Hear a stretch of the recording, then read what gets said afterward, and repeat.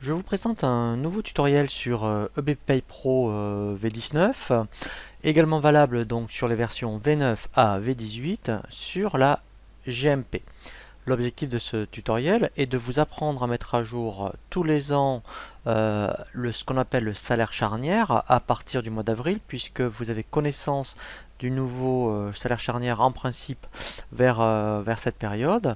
Et nous allons voir également une simulation donc de bulletin de cadre qui éventuellement, eh bien, en fonction de son salaire, selon son salaire effectivement, donc s'il est en dessous du plafond sécurité sociale, il va cotiser à ce qu'on appelle de la GMP. S'il est entre le plafond sécurité sociale et le salaire charnière, eh bien il aura ce qu'on appelle de la tranche B et un peu de GMP. Et quand on est au-dessus du salaire charnière, eh bien le cadre va cotiser à ce que l'on appelle de la tranche B. Donc en fait, le principe de la GMP, et surtout lorsque vous avez des cadres qui sont en dessous du salaire charnière, et bien malgré tout, ils vont cotiser à de la GMP. Donc ce sont des points de retraite qui sont moins forts que la tranche B, mais qui quand même vont leur permettre de cotiser à une retraite de cadre. Donc la première chose que nous allons voir, c'est comment mettre à jour le salaire charnière. Donc dans les variables, vous avez des variables de type formule. Donc ici, formule de calcul.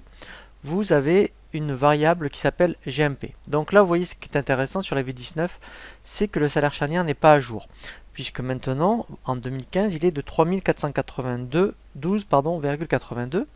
Donc là, déjà, il va falloir tous les ans que, à partir du mois d'avril, quand vous aurez connaissance du salaire charnière, eh bien, ici, vous voyez, il faudra mettre à jour cette variable de type formule. Voilà, donc ici, c'est le salaire charnière. Donc, un cadre qui est en dessous de 3492,82, mais qui est en dessous du plafond sécu, il aura de la GMP. S'il est entre le plafond sécu et ce salaire charnière, il aura à la fois de la GMP et de la tranche B. Et s'il est au-dessus, eh bien, il aura uniquement de la tranche B. Voilà. Et ce qui est intéressant également, c'est que pour les cadres à temps partiel, vous voyez ici dans la formule, il va le proratiser. Donc, c'est donc que vous aurez à faire tous les ans au mois d'avril, c'est de mettre à jour cette variable GMP pour le salaire charnière.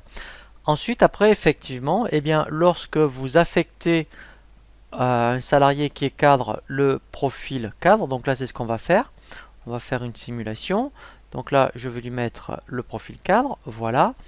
Voilà, donc là, vous voyez maintenant ce qui est intéressant, c'est que dans un premier temps, il a un salaire de 2000 euros. Donc, quand on a un salaire de 2000 euros, vous allez voir, eh bien, en fait, voilà, vous cotisez uniquement à ce qu'on appelle de la GMP. Si maintenant je change son salaire et que, en fait, vous voyez, si je le mets entre le plafond sécu et le salaire charnière, si je fais exprès de le mettre, admettons, un salaire de 3300 euros, par exemple, donc là, je vais aller dans, voilà, Info Paye, je vais mettre 3300. Voilà. Et bien là, en fait, ce qui va se passer, c'est qu'il va cotiser à la fois, donc là je fais calculer, sur de la tranche B, et voilà, vous voyez, il a ici, si on voit bien, donc même je vais faire un aperçu, ça va mieux se voir, vous allez voir. Il va cotiser à la fois sur de la tranche B et de la GMP, mais la somme des deux bases, eh bien en fait, ça fait exactement le montant de la GMP. Sauf que lui, au niveau des points retraite, eh bien en fait, voilà, vous voyez ici, vous avez bien à la fois de la TB et de la GMP. Donc ça fait bien le montant exact de la base GMP, mais au moins il va cotiser sur la tranche B. Et dernier cas de figure, quand un cadre dépasse le salaire charnière qui est de 3492, donc là si je le mets à 3500 par exemple, voilà. Donc, quand je vais revenir sur son bulletin, je fais calculer.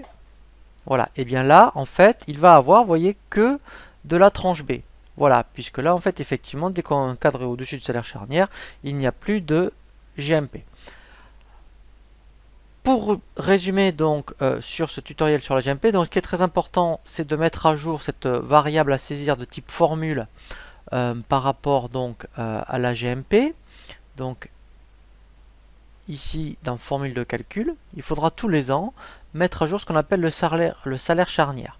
Et après, effectivement, eh bien, donc bien sûr, vous avez mis un profil cadre.